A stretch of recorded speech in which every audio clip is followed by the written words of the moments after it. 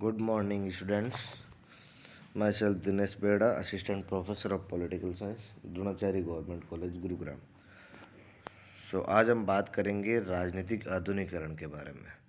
तो राजनीतिक आधुनिकीकरण एक ऐसी अवधारणा है जो राजनीतिक चिंतन के क्षेत्र के अंतर्गत राजनीतिक आधुनिकीकरण का विकास हुआ है। ये सामाजिक राजनीतिक संदर्भों में रचनात्मक परिवर्तन का द्योतक है।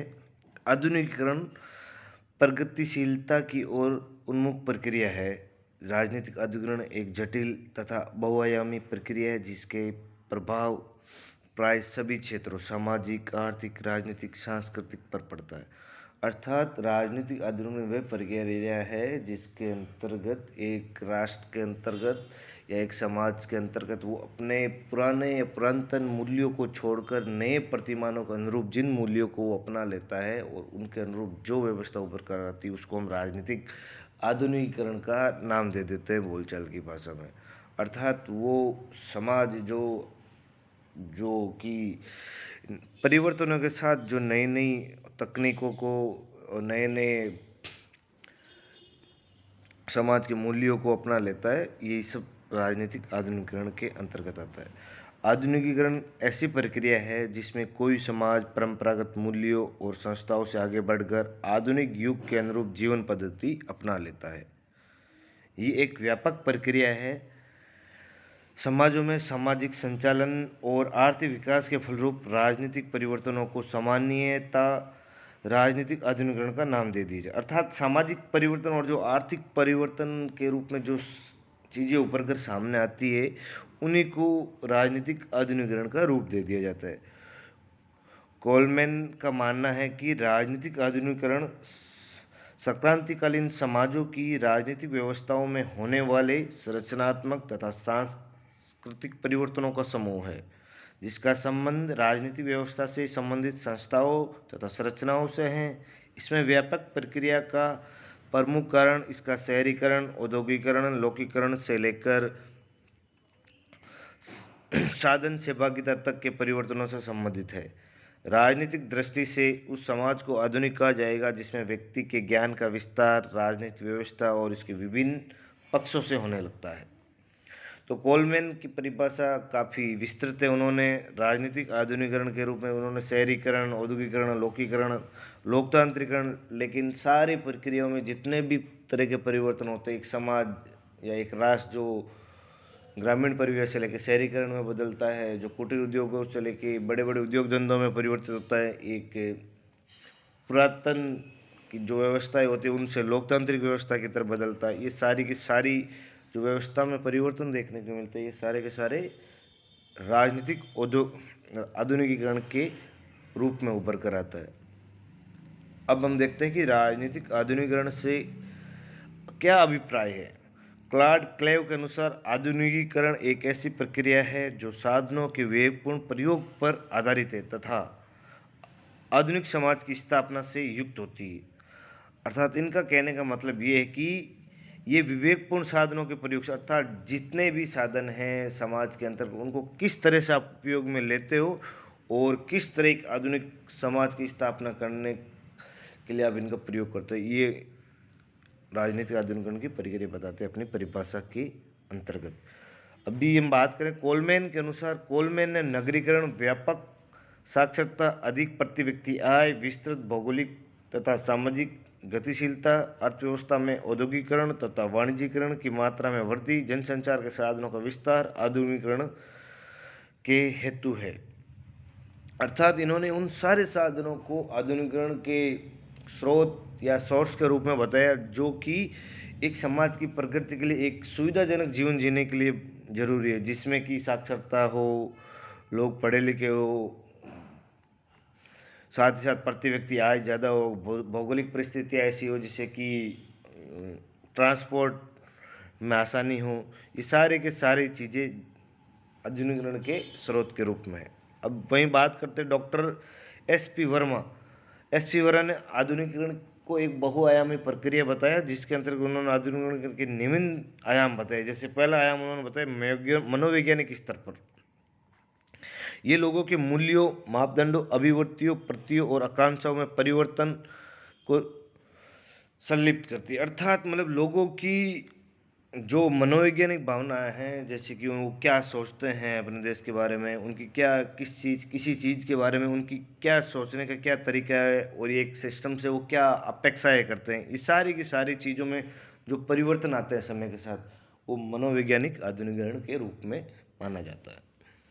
अगर वही हम बौद्धिक स्तर पर देखें, तो बौद्धिक स्तर पर अपने पर्यावरण के बारे में व्यक्ति की विलुप्त जानकारी बढ़ जाती है तथा शिक्षा तथा ज्ञान के माध्यम से इसके प्रसारण की अपेक्षा की जाती है। अर्थात बौद्धिक स्तर का मतलब ये है कि एक समाज जो निरक्षर होता है, जो पढ़ा लिखा हुआ नहीं होता है, लेकिन जब वो पढ़ लिख कर नई नई तकनीकियों का ज्ञान हासिल कर लेता है और उसी ज्ञान के माध्यम से अपने समाज की प्रगति के लिए इसका उपयोग करता है, तो उसे बौद्धिक स्तर के आधुनिकीकरण के रूप में हम देखते हैं कि ये इसमें बौद्धिक स्तर पर उस समाज का आधुनिकीकरण हुआ है। अगर सामाजिक स्तर पर देखें, तो ये इसमें यह प्रवृत्ति पाई जाती है कि परिवार तथा अन्य प्राथमिक समूह घनिष्ठता सनिष्ठता के स्थान पर स्वैच्छिक संगठनों के प्रति निष्ठा में बदला जाए। अर्थात जो समूह होते हैं उनको सार्वजनिक संगठनों के प्रति या स्वैच्छिक संगठनों के प्रति बदला जाए, जो कि एक समाज के विकास के लिए कार्य कर सके। अगर आर्थिक स्तर पर देखें, तो इसमें कृषि के बजाय विस्तृत बाजारों तथा औद्योगिकरण पर बल दिया जाता है। अर्थात जो प्राचीन काल के समाज या परंपरागत समाज था, वो सिर्फ एग्रीकल्चर पर बेस्ड था, लेकिन आज जो आधुनिकीकरण के अंतर्गत क्या होता है कि वो औद्योगिकरण नई नई तकनीकियों के माध्यम से अधिक मुनाफे पे जोर देता है। अब हम बात कर रहे हैं जनसांख्यिकी स्तर पर इसका अर्थ जीवन के स्तर में सुधार और लोगों की संचालनशीलता के प्रगति तथा नगरीकरण में वृद्धि। जनसांख्यिकी स्तर का मतलब ये हुआ कि उस समाज या उस राष्ट्र में एक निश्चित भूभाग के अंतर्गत रहने वाले लोगों की जनसंख्या में निरंतर वृद्धि, और उस वृद्धि के साथ साथ शहरीकरण का बढ़ता हुआ रूप हमें देखने को मिलता है, वो जनसंख्यिकी स्तर पर हम ये ज्ञात करते हैं। आइजनसैंड के अनुसार राजनीतिक आधुनिकीकरण वह है जिसमें राजनीतिक भूमिका और संस्थाओं में उच्च मात्रा में विभेदीकरण तथा केंद्रीकृत और एकीकृत शासन व्यवस्था का विकास है। अर्थात आधुनिकीकरण के अंतर्गत मतलब उन संस्थाओं में उच्च मात्रा में विभेदीकरण और केंद्रीकृत और एकीकृत शासन व्यवस्था का विकास। अर्थात वहाँ पे अलग अलग कार्य को करने के लिए जहाँ अलग अलग संस्थाएं विकसित हो चुकी होती है, जो शासन का स्वरूप उसमें हमें देखने को मिलता है, उसमें जो सेंट्रलाइज पावर का सेंट्रलाइज नहीं होकर डिसेंट्रलाइज होता है, तो ये रूप हमें देखने को मिलता है, वो ये बताना चाह रहे हैं। तथा साथ ही साथ केंद्रीय राजनीतिक संगठनों के कार्यकलाप में विस्तार तथा सत्ता का समाज में सभी नागरिकों तथा इसका विकास तथा परंपरागत सत्ता के स्थान पर आधुनिक संस्थाओं में निष्ठा बढ़ जाती है। अर्थात केंद्रीय जो संगठन होते हैं उनके कार्यकलाप, उनके कार्य करने का जो दायरा होता है वो काफ़ी ज़्यादा बढ़ जाता है, क्योंकि और साथ ही साथ जो समाज की जो परंपरागत व्यवस्थाएं होती, जैसे कि हम मान लेते जो पहले जो जमींदारी व्यवस्था थी या बाकी अन्य तरह की व्यवस्थाएं, उसकी जगह जो नई व्यवस्थाएं अर्थात लोकतंत्र का विकास हो जाता है, ये भी आपको आधुनिकीकरण के अंतर्गत देखने को मिलता है।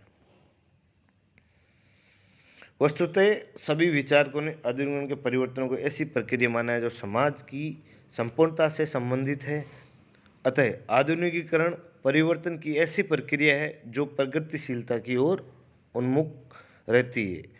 अर्थात आधुनिकीकरण एक ऐसी प्रक्रिया जो निरंतर सदैव अपने पहले वाले स्तर से आगे बढ़कर नए नए स्तरों और नए नए आयाम की तरफ बढ़ती रहती है, जो कि सदैव निरंतर समाज की परिस्थितियों के अनुरूप या समाज की ज़रूरतों के अनुरूप परिवर्तन होते रहते हैं। इसमें एडवर्ड सिल्स ने समकालीन राज्यों की पश्चिम से मुक्ति की इच्छा को आधुनिकीकरण कहा है।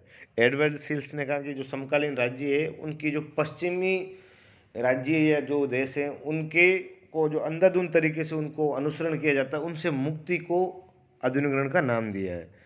वस्तुतः ये सभी दिशाओं में उचित नहीं है। कोलमैन के अनुसार राजनीतिक आधुनिकीकरण का संबंध ऐसी राजनीतिक व्यवस्थाओं के विकास से है जो इतनी लचीली हो कि हर प्रकार की मांग को प्रस्तुत करने के अवसर प्रदान कर सके, किंतु उसमें उतनी शक्ति संपन्नता भी हो कि हर प्रकार की मांग का समुचित ढंग से मुकाबला कर सके।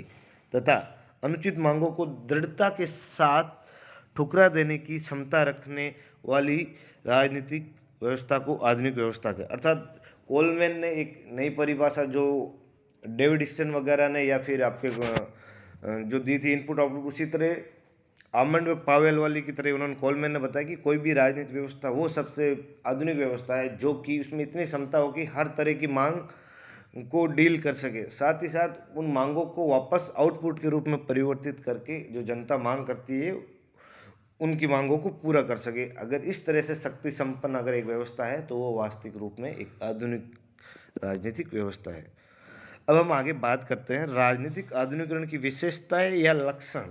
अच्छा, अगर कोई पॉलिटिकल डेवलपमेंट हो चुका, पॉलिटिकल मॉडर्नाइजेशन हो चुका है तो उस राजनीतिक व्यवस्था की क्या क्या लक्षण है जिससे हम पहचान सके कि हाँ इस एक पर्टिकुलर क्षेत्र का आधुनिकीकरण हो चुका है या नहीं हो चुका है। तो सबसे पहली चीज है कि राजनीतिक आधुनिकीकरण विशेषता के संबंध में सभी विद्वानों से, बहुत सारे विद्वान थे, उन्होंने अपने मत दिए, लेकिन सभी एक मत नहीं थे, सभी ने कुछ अलग अलग चीजें बताई। तो सबसे पहले अगर हम देखें राज्य या केंद्र में शक्ति का अधिकाधिक केंद्र, अर्थात राजनीतिक आधुनिकीकरण का एक महत्वपूर्ण लक्षण है कि मानव जीवन की गतिविधियों से संबंधित सभी प्रकार की शक्तियों का राज्य या राज्य राजनीतिक व्यवस्था में केंद्रीकरण होने लगता है, अर्थात राजनीतिक शक्ति का महत्व बढ़ जाता है और राजनीतिक शक्ति का महत्व बढ़ जाना आधुनिकीकरण की एक निशानी, अर्थात जो शक्ति और सत्ता का स्रोत होता है और केंद्र या राज्य सरकार के पास आके सेंट्रलाइज हो जाता है, जो कि पहले जो परंपरागत समाजों में बंटा हुआ होता था, जो कि अलग अलग कबीलों में जो बंटे हुए थे, लेकिन यहाँ पे होता है एक राज्य का रूप धारण कर लेता है अगर एक समाज का राजनीतिक आधुनिकीकरण होता है तब। दूसरी चीज हम देखते हैं कि राज्य या केंद्र का समाज में अधिक प्रवेश। प्रारंभ में राज्य की समाज में पहुंच नहीं थी, राज्य का स्वरूप एक पुलिस राज्य था, राज्य का कार्य केवल युद्ध तथा बाह्य आक्रमणों से लोगों की रक्षा करने तक सीमित था। राजनीतिक आधुनिकीकरण के लिए सरकार की जनता तक पहुंच वर्दीपरक होनी चाहिए, जनता व सरकार का हर स्तर पर संपर्क हो तथा राज्य का समाज में अधिक प्रवेश होना चाहिए। ये तभी संभव है जब राज्य की भूमिका सकारात्मक हो तथा लोक कल्याण। तो हम देखते हैं कि आज के आधुनिकीकरण समाज में क्या है कि जो राज्य है, जो पहले राज्य का कार्य सिर्फ और सिर्फ पुलिस राज्य के रूप में या उसे जनता के मतलब जो कानून व्यवस्था को बनाए रखने तक सीमित था, लेकिन आज राज्य का जो इंटरफेयर है वो समाज के हर क्षेत्र के अंतर्गत होने लगे। उसका काम अब केवल पुलिस राज्य तक नहीं सीमित रहकर कल्याणकारी राज्य के रूप में भी भूमिका निभाने लगा, अर्थात राज्य का जो प्रवेश है वो समाज के हर क्षेत्र के अंतर्गत हो चुका। अब उसका कार्य सिर्फ कानून व्यवस्था बनाए रखना ही नहीं बल्कि जन कल्याण की भावना तथा समानता के स्तर पर बल देना भी हो गया। अगर वहीं दूसरी ओर देखें केंद्र और परिधि की बढ़ती हुई अंतरक्रियाएं। आधुनिक राजनीतिक समाजों में केंद्र और परिधि की अंतरक्रिया बहुत बढ़ जाती है। यहाँ केंद्र का अर्थ राजनीतिक व्यवस्था से तथा परिसर का अर्थ समाज से है। केंद्र और राज्यों की ये सतर्कता राजनीतिक दल, हित और दबाव समूह, नौकरशाही तथा निर्वाचनों के माध्यम से बढ़ती है तथा इसमें संचार के साधनों की महत्वपूर्ण भूमिका होती है। अर्थात आज अगर देखें तो राजनीतिक व्यवस्था और समाज के मध्य निरंतर अंतरक्रियाएं बढ़ती जा रही और उसकी पीछे वजह है कि समाज के अंतर्गत जो राजनीतिक दल है, हित समूह है, दबाव समूह है, नौकरशाही, इन सब निर्वाचन के माध्यम से सरकार, एक राजनीतिक व्यवस्था और समाज के मध्य निरंतर संपर्क होते रहते हैं। इसीलिए एक राजनीतिक व्यवस्था में दोनों के मध्य अंतरक्रियाएं निरंतर होती रहती है। सत्ता के पारंपरिक स्रोतों का निर्बल होना। आधुनिक समाजों में सत्ता के पारंपरिक स्रोत जैसे कबीलों, राजा, धार्मिक गुरुओं का लोप हो जाना तथा हंटिंगटन के अनुसार आधुनिक समाज में धार्मिक, परंपरागत, पारिवारिक और जातीय सत्ताओं का स्थान एक लौकिकृत और राष्ट्रीय सत्ता द्वारा ले लिया जाता है। सत्ता के पारंपरिक स्रोतों के निर्बल होने और उनके स्थान पर राष्ट्रीय राजनीतिक सत्ता की स्थापना राजनीतिक आधुनिकीकरण की सबसे महत्वपूर्ण विशेषता है।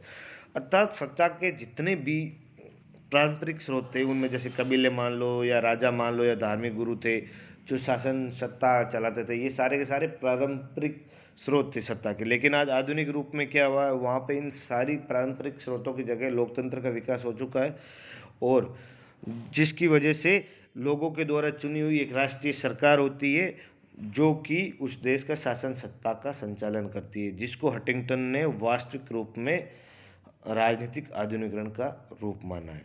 अगर आगे देखें, राजनीतिक संस्थाओं का विभिन्नीकरण व विशेषीकरण। आधुनिक राजनीतिक व्यवस्थाओं में राजनीतिक संस्थाओं का विभिन्नीकरण और विशेषीकरण होना चाहिए ताकि सरकार अपने अपने कार्यों को उत्तरदायी ढंग से निपटा सके जिनको करने की जिम्मेदारी उनको सौंपी गई है।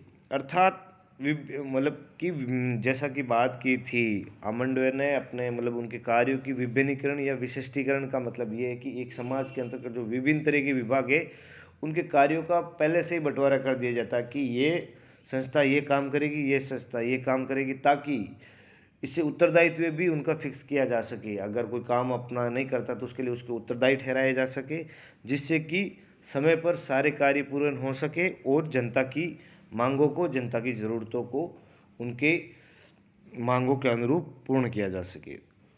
फिर पांचवी पॉइंट है आपके राजनीति में जनसाधारण की सहभागिता। राजनीतिक आधुनिकीकरण के लिए संस्थागत और प्रक्रियात्मक परिवर्तन पर्याप्त नहीं है।